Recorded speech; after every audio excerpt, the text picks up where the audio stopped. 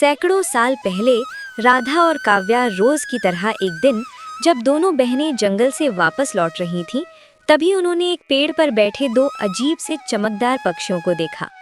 वो दोनों आपस में कुछ बातें कर रहे थे। देखो देखो, सामने जो दो लड़कियां आ रही हैं, कितनी निर्मल और सुंदर है। हाँ, लेकिन इनका भाग्य उतना अच्छा नहीं है। सच में इतनी सुंदर लड़कियां और उनका भाग्य खराब? लेकिन क्यों? क्या लिखा है इनके नसीब में? क्या सच में उनके साथ ऐसा होगा?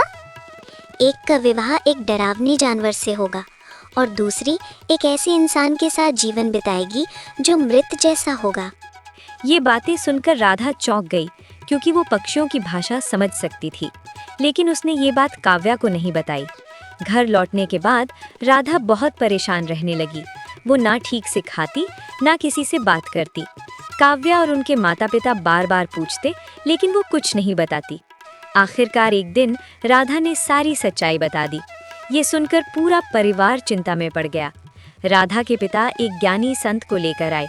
संत ने ध्यान लगाकर भविष्य के बारे में बताया और उन्हें चेतावनी दी। जो पक्षियों ने कहा है वो सच है, लेकिन डरने की जरूरत नहीं। जो होना है वो समय आने पर होगा। महीने के आखिरी दिन एक जंगली प्राणी तुम्हारे घर आएगा। उसे रोको मत। जो होना है उसे होने देना।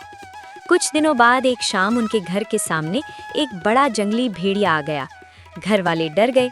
भेड़िया कुछ देर खड़ा रहा और फिर मुड़कर जाने लगा। तभी राधा ने एक बड़ा फैसला लिया।